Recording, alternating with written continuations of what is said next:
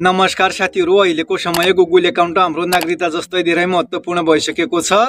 अहिलेको डिजिटल युगमा हामीले अनलाइन के कुरा हेर्न होस् या अनलाइनमा के काम गर्न हामीलाई हाम्रो मोबाइलमा गुगल एकाउन्टको एकदमै आवश्यकता पर्छ।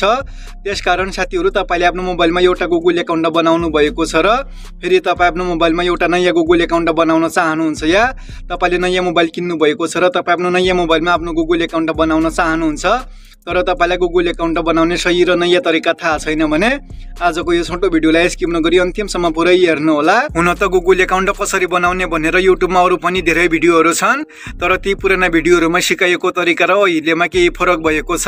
त्यसकारण तपाई 2025 मा आफ्नो नयाँ गुगल एकाउन्ट कसरी बनाउन सकिन्छ, सही र नयाँ तरिका जान्न चाहनुहुन्छ भने आजको यो छोटो भिडियोलाई अन्तिमसम्म पुरै हेर्नु होला। र यो च्यानलमा नयाँ हुनुहुन्छ भने यो च्यानललाई सब्स्क्राइब गरी नजिकै रहेको घण्टीलाई पनि अलमा दबाइदिनु होला। र साथीहरु, अब तपाईले 2025 मा आफ्नो नयाँ गुगल एकाउन्ट सही र नयाँ तरिकाले कसरी बनाउन सक्नुहुन्छ। अब म तपाईलाई मेरो मोबाइल स्क्रिनमा गएर स्टेप बाइ स्टेप तरिका सिकाउने छु र तपाई आफ्नो मोबाइल स्क्रिनमा जानु होला। मोबाइल स्क्रिनमा आइसकेपछि अब तपाईले आफ्नो मोबाइलमा नयाँ गुगल एकाउन्ट बनाउनको लागि तपाई आफ्नो मोबाइलमा रहेको प्ले स्टोरलाई ओपन गर्नु होला। यदि तपाईको नयाँ मोबाइल छ, तपाईले आफ्नो नयाँ मोबाइलमा पहिलो पटक गुगल एकाउन्ट बनाउँदै हुनुहुन्छ भने पनि तरिका सेम उही हो। सबैभन्दा पहिले तपाई यो भिडियोलाई अन्तिमसम्म पुरै हेरेर मात्र तपाई आफ्नो मोबाइलमा गुगल एकाउन्ट बनाउनु होला। र साथीहरु, अहिले मैले मेरो मोबाइलमा गुगल एकाउन्ट बनाइसकेको छु। त्यसैले यहाँबाट यस्तो प्रकारको इन्टरफेस आइरहेको छ र तपाईले पनि आफ्नो मोबाइलमा एउटा गुगल एकाउन्ट बनाउनु भएको छ र फेरि तपाई आफ्नो मोबाइलमा एउटा अर्को नयाँ गुगल एकाउन्ट बनाउन चाहनुहुन्छ भने तपाई प्ले स्टोरमा आइसकेपछि तपाई यो साइडमा आफ्नो एकाउन्टको लोगो देख्न सक्नुहुन्छ। तपाई यसमा क्लिक गर्नु होला। यसमा क्लिक गरिसकेपछि साथीहरु, तपाई यो साइडमा तपाईको गुगल एकाउन्टको नाम रहेको छ भने तपाई यो साइडमा यो चिन्हमा क्लिक गर्नु होला। तपाईले यसमा क्लिक गरिसकेपछि यहाँबाट यस्तो प्रकारको इन्टरफेस देख्न सक्नुहुन्छ र तपाई यो साइडमा देख्न सक्नुहुन्छ एड अनदर एकाउन्ट। तपाई यसमा क्लिक गर्नु होला। यसमा क्लिक गरिसकेपछि तपाई आफ्नो मोबाइलको लकलाई ओपन गर्नु होला। त्यसपछि तपाई यहाँबाट यस्तो प्रकारको इन्टरफेस देख्न सक्नुहुन्छ र तपाई यो क्रिएट एकाउन्टमा क्लिक गर्नु होला। तपाईले यसमा क्लिक गरिसकेपछि तपाई यहाँबाट दुईवटा अप्सन पाउन सक्नुहुन्छ, for my personal use, for work my business. तपाई यहाँबाट एउटा अप्सनलाई सिलेक्ट गर्नु होला। यदि तपाई आफ्नो पर्सनल युजको लागि बनाउँदै हुनुहुन्छ भने तपाई यो फर माई पर्सनल युजमा क्लिक गर्नु होला, यो अप्सनलाई सिलेक्ट गर्नु होला। यदि तपाई बिजनेसको लागि बनाउन चाहनुहुन्छ भने तपाई यो तल्लो अप्सनलाई सिलेक्ट गर्नु होला। र अहिले म यो पर्सनल युजको लागि मेरो गुगल एकाउन्ट बनाउन गइरहेको छु, त्यसैले म यो फर माई पर्सनल युजमा सिलेक्ट गर्छु। र तपाई पनि पर्सनल युजको लागि गुगल एकाउन्ट बनाउन चाहनुहुन्छ भने तपाई यो माथिल्लो अप्सनलाई सिलेक्ट गर्नु होला। त्यसपछि तपाई यहाँबाट यस्तो प्रकारको इन्टरफेस देख्न सक्नुहुन्छ र अब तपाई यहाँबाट आफ्नो गुगल एकाउन्टको नाम लेख्नु होला। तपाईले यहाँबाट आफ्नो गुगल एकाउन्टको नाम लेखिसकेपछि नेक्स्ट गर्नु होला। त्यसपछि तपाई यहाँबाट आफ्नो गुगल एकाउन्टको लागि जन्म मिति राख्नु होला। यो साइडमा महिना, यो साइडमा दिन र यो साइडमा तपाई कति सालमा जन्मिनु भएको थियो त्यो यहाँबाट लेख्नु होला। र मैले यहाँबाट मेरो गुगल एकाउन्टको लागि डेट अफ बर्थ राखिसकेको छु र तपाई पनि यहाँबाट आफ्नो गुगल एकाउन्टको डेट अफ बर्थ राख्नु होला।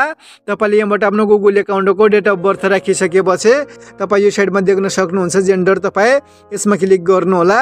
यसमा क्लिक गरिसकेपछि तपाई यहाँबाट मेल फिमेल के हो तपाई यहाँबाट एउटा सिलेक्ट गर्नु होला। सिलेक्ट गरिसकेपछि यो नेक्स्टमा क्लिक गर्नु होला। त्यसपछि तपाईको यहाँबाट जीमेल आइडी को एड्रेसको नाम देखाइएको हुन्छ र तपाई यहाँबाट एउटा नामलाई सिलेक्ट गर्नु होला।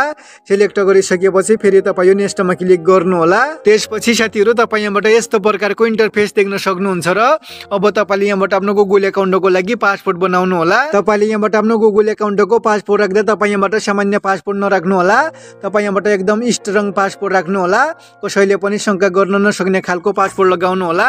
जस्तै म यो भिडियोको स्क्रिनमा पनि देखाउँछु। तपाई यस्तो तरिकाले आफ्नो गुगल एकाउन्टको लागि नयाँ पासपोर्ट बनाउनु होला। र तपाईले आफ्नो गुगल एकाउन्टको पासपोर्ट बनाइसकेपछि यो नेक्स्टमा क्लिक गर्नु होला। त्यसपछि तपाई यहाँबाट यस्तो प्रकारको इन्टरफेस देख्न सक्नुहुन्छ र तपाई यहाँबाट अलि माथि गर्नु होला र तपाई यो यस आई एम इनमा क्लिक गर्नु होला। त्यसपछि फेरि यो नेक्स्टमा क्लिक गर्नु होला र तपाई यहाँबाट यस्तो प्रकारको इन्टरफेस देख्न सक्नुहुन्छ र तपाई यहाँबाट माथि गर्नु होला र तपाई यहाँबाट अलि माथि गर्नुहुन्छ भने तपाई यो साइडमा देख्न सक्नुहुन्छ आई एग्री। तपाई यसमा क्लिक गर्नु होला। त्यसपछि यहाँबाट केही समय प्रोसेसिङ हुनेछ र आफै यहाँबाट ब्याक हुनेछ।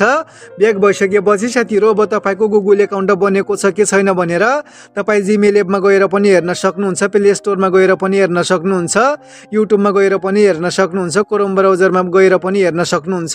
र अहिले म यो प्ले स्टोरमा फेरि आएको छु।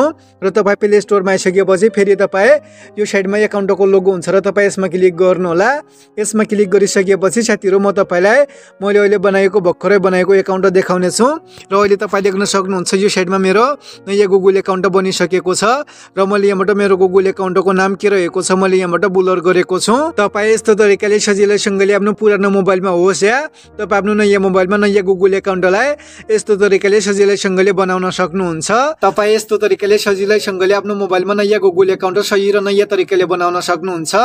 र साथीहरू आजको यो छोटो जानकारीमूलक भिडियो कस्तो लाग्यो, भिडियो मन परेमा लाइक गर्नु होला र यो भिडियोमा मैले भनेको केही कुरामा कन्फ्युज हुनुहुन्छ, केही कुरा बुझिएको छैन भने तलको कमेन्ट बक्समा गएर कमेन्ट गर्नु होला र अब म एक नयाँ टपिकको साथ एक नयाँ भिडियोमा उपस्थित हुने नै छु। तबसम्मको लागि बिदा दिनुहोस्। धन्यवाद। जय नेपाल।